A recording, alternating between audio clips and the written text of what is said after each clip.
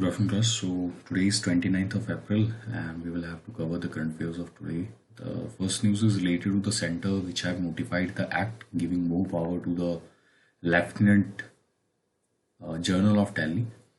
And in that there have been issues regarding that who will be the final authority with respect to the definition of the government. So there have been various judgments of the Supreme Court in which uh, the government of Delhi, that is the elected representative, basically have filed a case in the Supreme Court regarding the efficacy, the position, and the administration that who have got the superior role to play.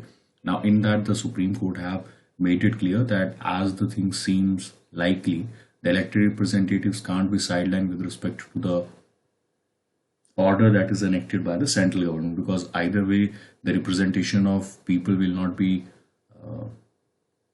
reflected by the lieutenant governor. He is just a bureaucrat which is appointed by the central government, and he cannot reflect the vices, determination, and the objectives of the people. The government that is in command should be the sole authority to aid and advise the lieutenant governor, and the lieutenant governor should act on that, barring certain issues, and it depends the situation, what it is likely and how it is going to be. So these are some of the things that have been said by the Supreme Court of India.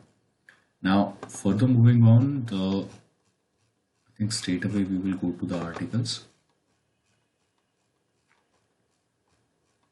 Yeah. So this is Gasping for Air and Gasping for Answer, written by Vikram Patel. Now, first of all, you should remember that he is the professor of global health at Harvard Medical School and is also a member of Lancet Citizen. I hope you remember Lancet publication is one of the most authentic and credible publications with respect to the medical sciences of the world, and if there is a publication that is published over there, it generally speaks for the quality of the research that has been done. Now, when we talk about grasping for air and life, what does we mean by that? In that particular year, if you say, right now he starts by saying that he has been suffering from asthma in the earlier years and the feeling of asphyxia, asphyxia, feeling of breathlessness is basically a very terrible feeling, and this could lead to a experience of traumatization or feeling of trauma among the people. Now, in that, when we talk about earlier, when we talked about trauma, the trauma is associated with rape, sexual abuse, and war related violence. But in that, over the years, the definition has been broadened with respect to the Vietnam War, in which the people who have suffered at the hands of the American citizens were basically suffering from post-traumatic stress disorder, and there have been various other issues that they have been suffering. And usually the people who are involved in war, they see certain kind of fearful things which actually lead to the memories that have been lived earlier, and that actually disturbs them. Now, in that particular part, when we talk about, there is right now the air is such that the people are basically suffering from the oxygen and they are not getting it, and we can also see that the near that experience of the airlessness or breathlessness that the people feel is also very close to the traumatic experience, as we can assume, with respect to the helplessness and the fear that the people usually suffer. Now, in that particular part, there are health related problems that are going to be coming up once the COVID is over. There may be certain people who will still be suffering because of the mental health that they are currently using. Now, there is this particular issue, this particular health problem is highly ignored in that particular part, and there is a piece of anxiety and fear that is currently going to be played.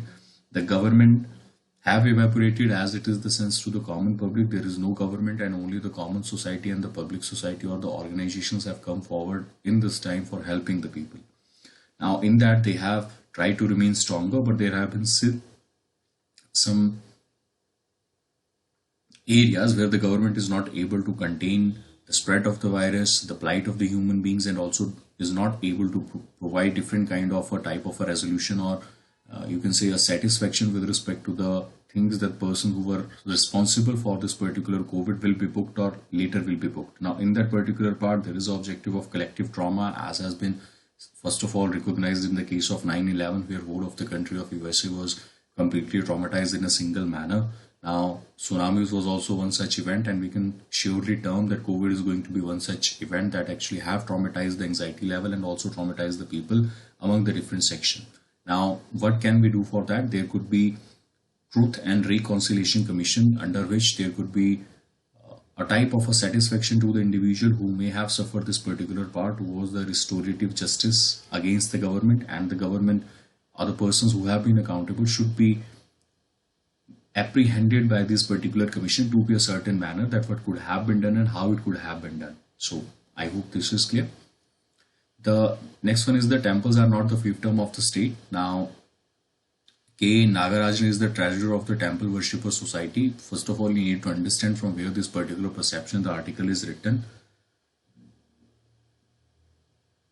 Or before going into that, you need to understand that what constitutes a religion and what are the powers under Article 25. Under Article 25 of the Constitution, individual is free to concise his own religion, practice, and whatever he want to believe and achieve. The second one is throwing. Article 25b, which says that throwing of the Hindu temple to all the classes and the caste. These are some of the things that has been said. This is a critique that is written to the article that have come earlier. The last word on the states and the temple, that how the particular thing should be organized. Now, in the last article, it has been written that states should not give away the control of the temples, because there are two issues here. The first issue, if the state gives away the control, to which they will waive the control for, because either it will be the upper class community and it will be the lower class community. Secondly, if the states give the control to some other part, then it can be regarded as a property, and in the property there may be certain disputes that are regarding to the hierarchies and the notions and the norms that will be set up by that particular community, and due to which the temples have to operate.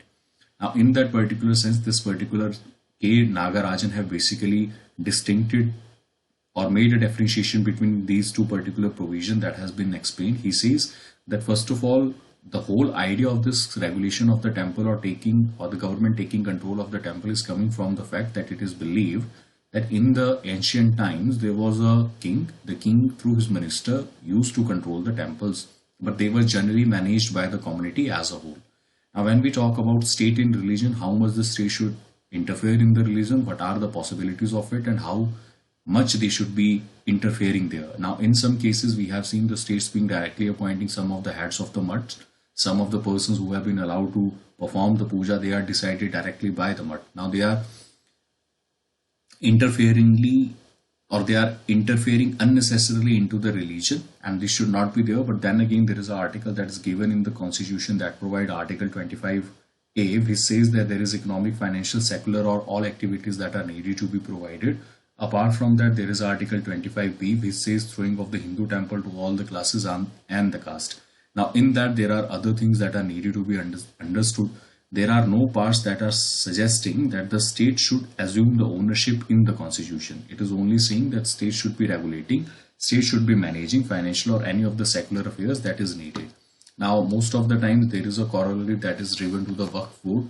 That Waqf Board is also one of the institutions that is currently under the control of the government, and the head is also appointed generally the chief minister of the state or some other person who is currently looking at the organization and the management of here. But he says that the people forget that in the Waqf Board there are two organizations. There are charitable institutions to which the persons are headed, but on the other hand, the religious institutions are completely free with respect to the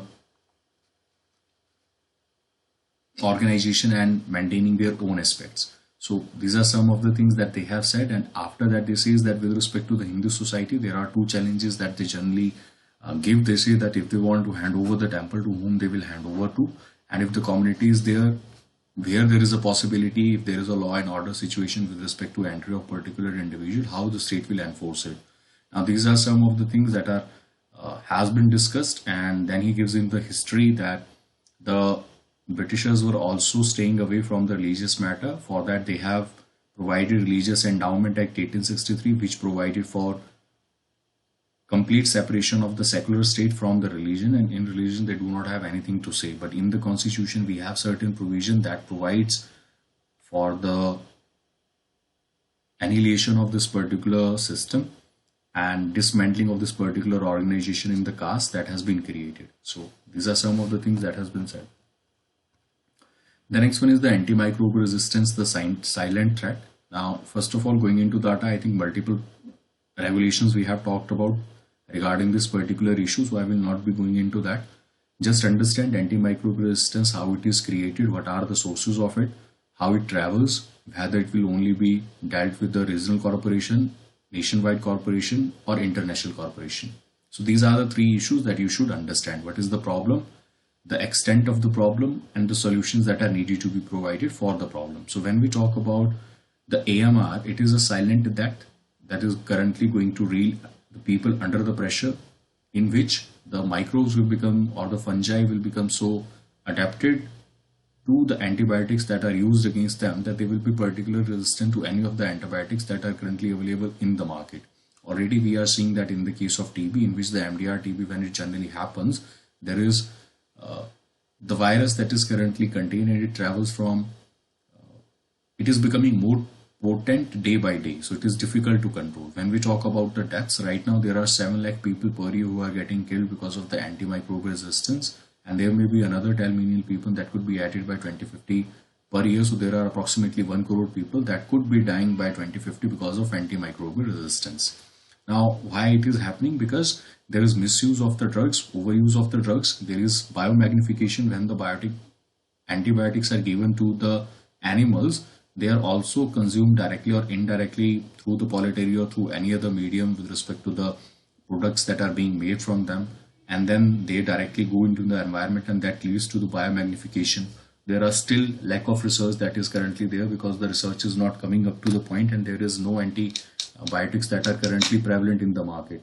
Now, apart from that, the WHO also has a program. They are running 2 programs. First of all, they have started a 1 billion AMR fund that will provide for the development and the research into the new antibiotics. And the second one is the AWARE program and the Red Line campaign. So the Red Line initiative is basically restricting all the antibiotics that can't be given without the perception of the doctors.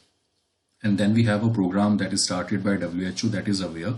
So they have divided the drugs into 3 type of categories: excess, watch, and reserve.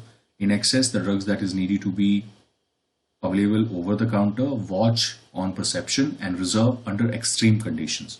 Now, in that, there are a need to basically have a process in which all the policy alignment with respect to the regulation, control production, the regulation of the private sector, if it is not driven by the profits, needed to be maintained. So government should take control of it. If the government is not going to control, then there will be another problem with respect to the you can say management of the antibiotic, as we have seen the management of the COVID. The next one is the making social welfare universal. इसको पढ़ लीजिएगा. This is just a critique. If you want to know about COVID, that which kind of drugs are going to work on COVID, you can read about it. But I don't think that there is a need to actually know all the things that are not working already. We have discussed about it. The next one is the making social welfare universal. Now, first of all, I hope you remember what is the social welfare. The people who are not able to basically fend for themselves, the state should come forward and it should work for welfare of theirs. Now, what kind of welfare can be provided by the state? The state can provide insurance, the state can provide assistance, state can provide different schemes, or state can also provide food, wages, or any other thing that the state want to give to the poor section of the society.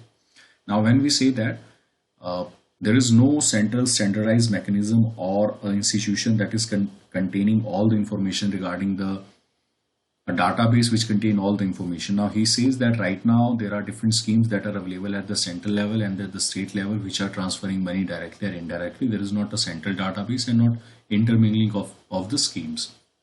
Now in that there is a lot of capital that is needed to be maintained. As we already know, the economic capital can't be surviving without the social capital. So the social capital is needed for the economy, and therefore they can reap out the fruits with respect to the working for the society. Now in that particular part, he says that right now we have a very important missions that we have applied in India at a near universal approach, such as polio and the universal immunization program. Both of these have been a large success, and this large success is basically providing you can say increasing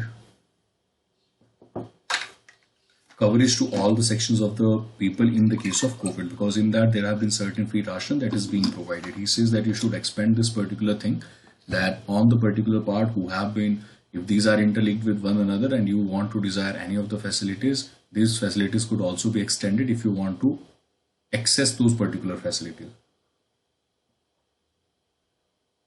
So the option should be given to the individual who could be eligible, and the government should not be made to decide that which of the persons are eligible and which of the persons are not eligible. So these are some of the things that has been said here. The next one is the Covaxin shield from B16.617. Now there is phase trial that are participated and have been affected under the research and conduct under the trials. Now in that particular part, it has been found that it is effective against the double mutant virus. So that is a good thing. I think we should be happy about it, but the cases as they are increasing, there is a lot of trouble that is going to be in upcoming time. अच्छा इसको पढ़ लीजिएगा, hard to understand why corrective action was not taken sooner. अगर आपको interview पढ़ना है India के बारे में तो वो situation. Okay. Further moving on, the next is India, Australia, Japan push for supply chain resilience. I hope you remember what is the objective of supply chain resilience. As the COVID happened, there was a breakdown of the supply chain with respect to the different raw products that was needed by the different countries. So these three countries have come together. They have said that there may be another possibility in the future that such attacks could happen on individual. Therefore, we should be working against it, and they should be working for building a supply chain that is resilient, flexible, sustained, and balanced and inclusive also. So in that particular backdrop, they have been basically asking the businesses and the other companies to switch their bases or have an alternative facility for the production in the neighboring countries such as Japan, and they are also providing for incentives so that the industries will shift from this particular region to the countries which have been actually enacting this particular provision. Now in that, the Chinese authorities have criticized that it is solely that dependent on the market forces. Whatever the market wanted to do, you should not decide the market for the people, and therefore it is currently going to create a problem and is also creating a problem with respect to the competitiveness and with respect to the sidelining of a particular nation that is threatening the competition at the world arena. Okay. The next one is EU lawmakers give nod to the post-Brexit trade agreement. So the trade agreement that was signed between the Britain and the other, in which the tariffs needed to be kept at a very low point from the United Kingdom government, has been given. इस बात को भी ध्यान रखिएगा. Next one is the China pushes defense tie with Bangladesh and Sri Lanka. So they have convened a meeting in South Asia last week, in which, excluding India, Bhutan and Maldives, all the nations have participated. They are increasing the power. Sri Lankan authorities have said that the defense should also be extended, or powers from outside the region setting up military alliances in the South Asia should also be there, and the neighboring countries should not resist. Okay. So I hope this is clear. So I think that is it for today. इसको पढ़ लीजिएगा, lines important है, you should remember it.